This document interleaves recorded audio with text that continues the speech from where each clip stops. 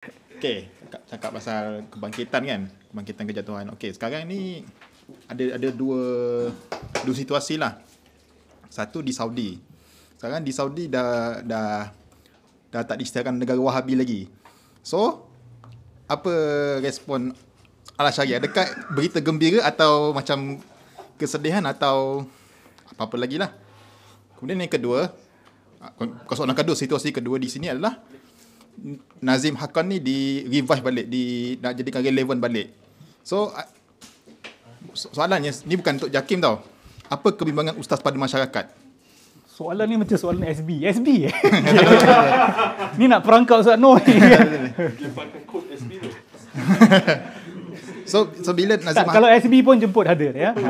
Bismillah. Sama-sama dapat manfaat. So kalau Nazim Haqqani dah di revive, apa yang kerisauan ustaz pada masyarakat? Tak payah bincang pihak berkuasa lah, masyarakat macam mana? Itu saja.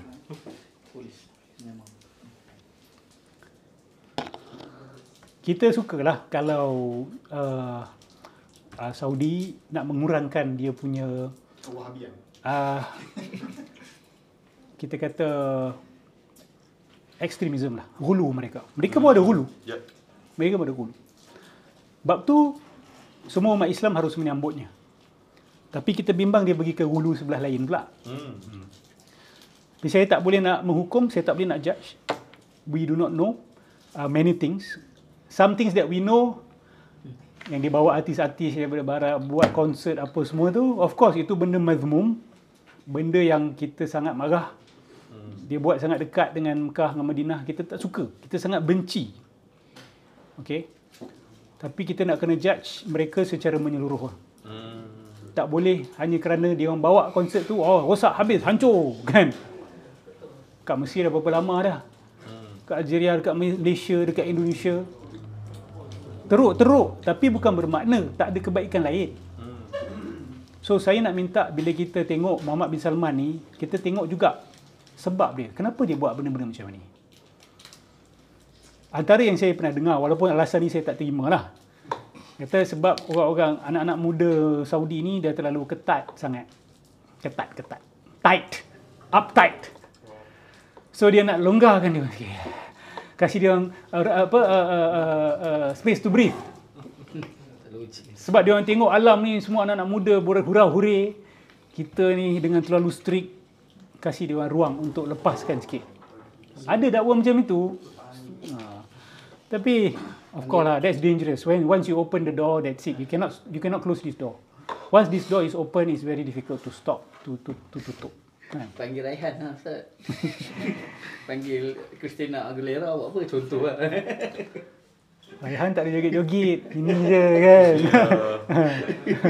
Kalau panggil Adil Al-Haqqani kan, itu baru best. Kan ada drum, ada keyboard.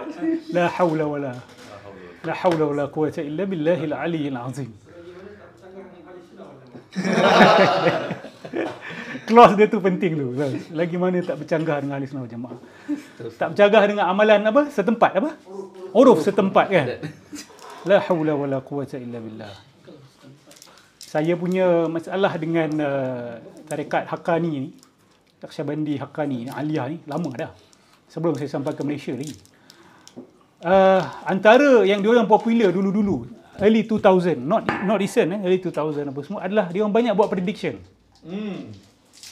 Siapa yang pernah pergi UK, ada pernah dengar tak prediction mesin diorang? Yang pernah pergi Europe, diorang very aktif kat UK. I have the book. I'm going to give it to you. Oh, he made a prediction? The law of prediction in that book. Yeah. Dia banyak buat prediction. Saya nak tunjukkan seseorang tu adalah wali palsu, senang je. Dia suka buat prediction dan prediction dia banyak tak tepat. Tak jadi. Kenapa saya kata itu bukti? Sebab dia orang ni, kaki dakwa Nabi berhubungan dengan dia orang selalu. Bahkan ada satu buku, Syekh Hisham Kabani mendakwa bahawa dia diletakkan di dalam khalwah, tahu khalwah, bersuluk lah. 40 hari tak jumpa orang dalam satu bilik. Dia diperintahkan tu oleh Grand Sheikh dia, iaitu Syekh Dagestani, yang memerintahkan Syekh Nazim. Tapi yang beri izin adalah Rasulullah kepada Dagestani. Dia orang banyak guna Nabi, Rasulullah cakap, Rasulullah izinkan, Rasulullah ni, kami berhubung dengan Rasulullah.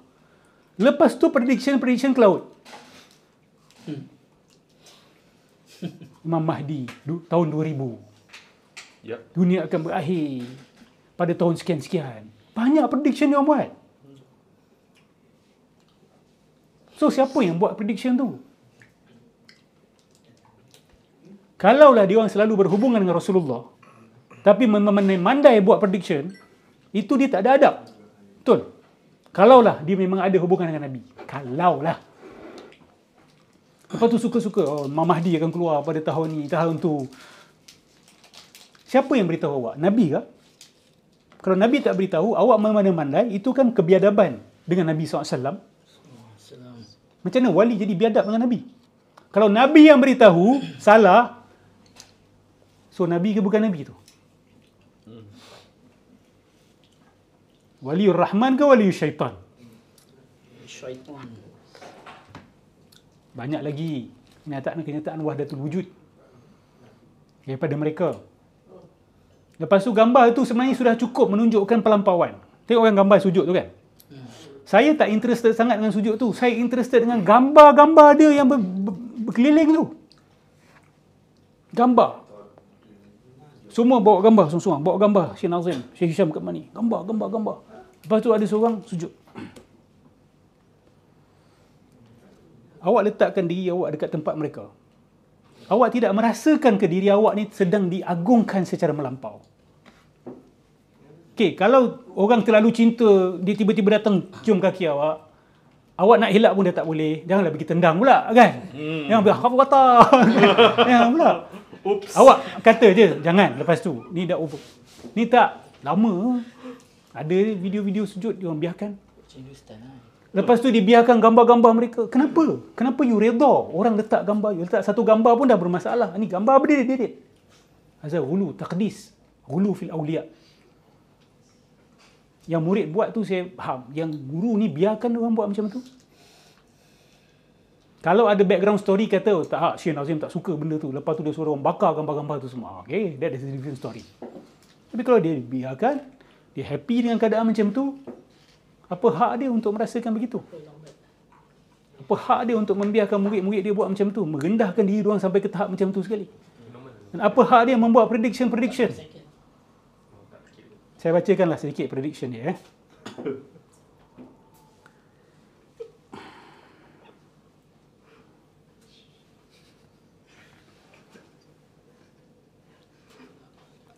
Do you remember any of his prediction in that book?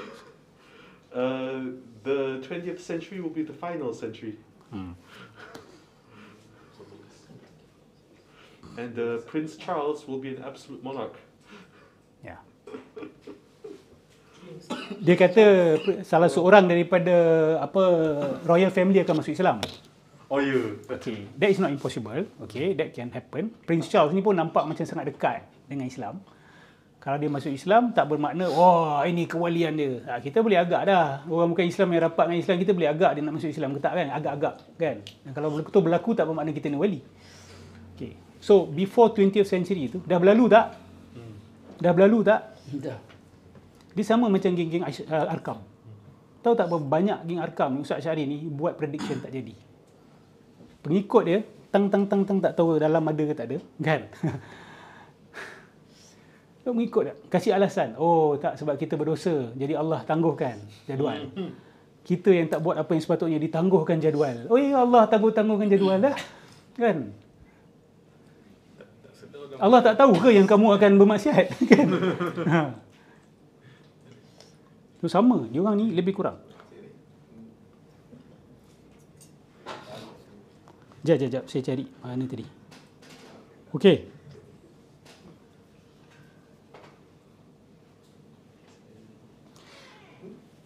We must bring the sultanate of Satan down and ask Allah to send us an umbrella. To send us one of his miraculous servants. Dia orang Mahdi ni sangat dekat. Mahdi.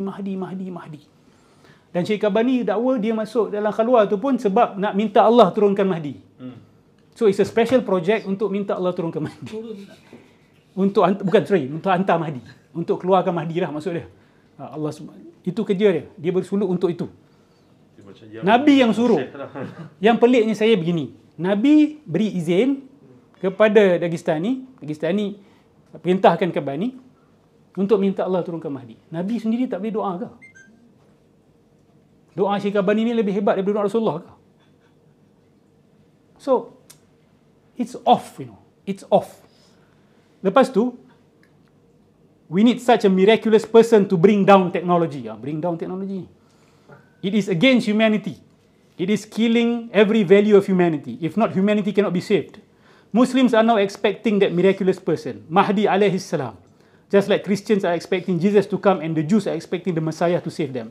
Dengar, we believe that this miraculous person will come before the year 2000 and the new century will be a century of belief, truth and peace. Yeah. Okay, bila dia orang kata dia akan datang ni, maksud dia bukan hanya beranak sebelum tahun 2000. Dia dah keluar, dia dah declare. Sebab what's the point saying dia dah beranak ke apa? Berapa lama kita dah dengar daripada dulu, dia dah beranak, dah lahir. Kan? It's not about lahir or not. Kita nak tahu bila dia keluar. Kan? If you want to make a prediction, talk about something specific. Kalau tak, what's the point? This world must change. The last limit for this change to take place is the year 2000. If people want to continue in this way after then, this world will finish. But we are full of hope that a spiritual person will come. His name is Mahdi. Allah has a limit for everything. When that has been reached, it will be finished. According to the knowledge which has come to me, the limit will be reached before the year 2000. Ngikut dia tak bersoalan, Ustaz. That's from a star from heaven, right? Nanti saya tengok rujukan dia. InsyaAllah, we hope that we will be able to do that soon, in the coming years before the year 2000, to clean up our followers and through that get a heavenly connection. People cannot imagine the tragedy which will happen in the war to come. It will come in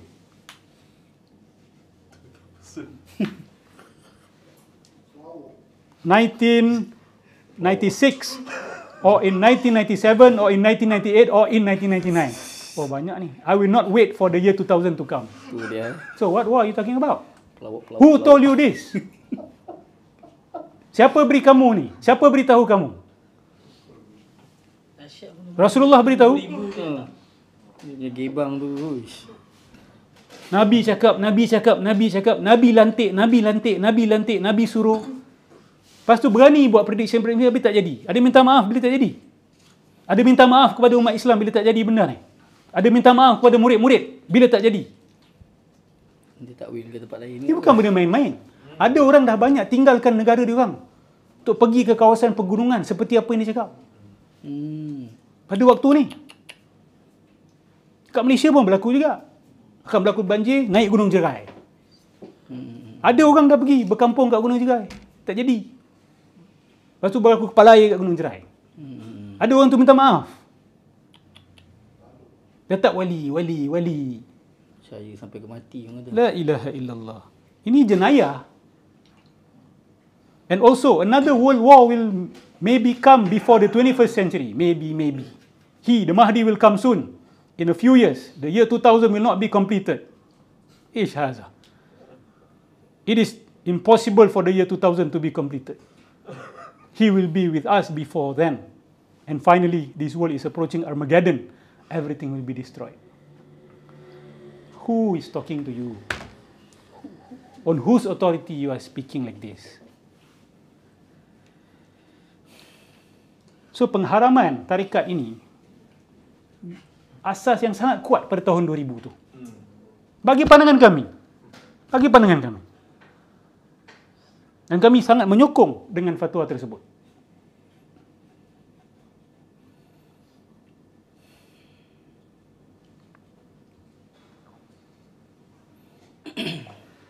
He also claimed, in 1995, Sha'ban 15, the time we are expecting is coming closer. Everyone must believe.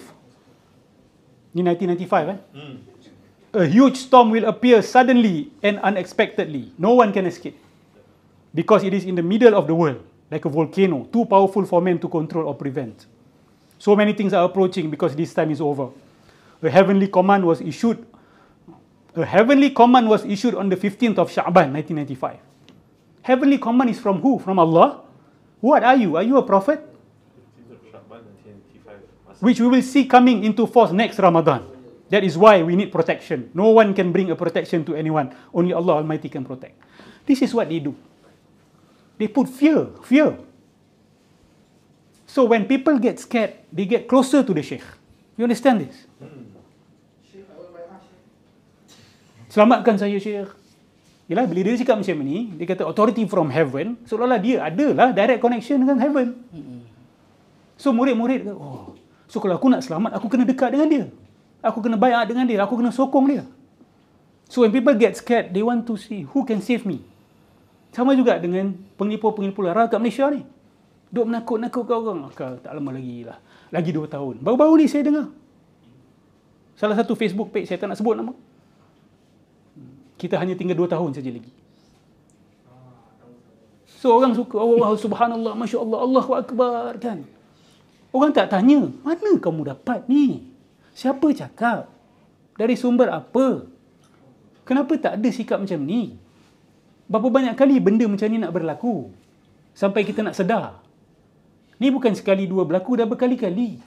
Orang Malaysia pun ada pengalaman dengan Arkam. Bukan tak ada pengalaman. Kenapa macam tidak ada pengalaman? Kita dah ada pengalaman dengan tarikat-tarikat yang macam ni. Gloom and doom. Oh, akan berlaku. Oh, tinggalkan semua. Berhenti kerja. Masuk hutan. Memang akan sampai satu zaman. It's good to do that. Memang ada hadis Nabi yang akan bawa kambing dia dekat gunung akan selamat. Tapi bila you dah kasih specific date ni, you bercakap on whose authority?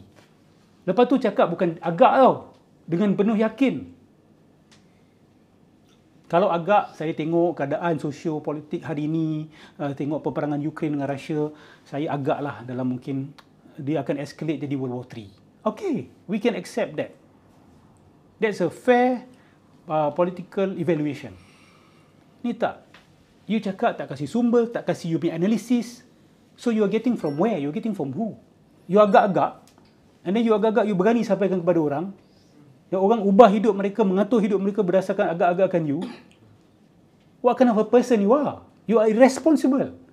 Tak bertanggungjawab. Sangat tidak bertanggungjawab.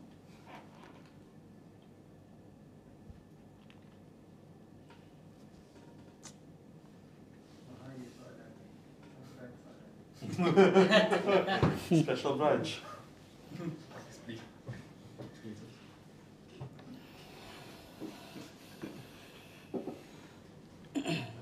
Okay, sekejap. Saya kasih sumber sekejap. I think I've read that passage before. It was quite trendy during that time. 90s. To speak about the end times and, go to the mountains. Inshallah, if I remember, I'll bring the book. Okay, good. Very good. Sekejap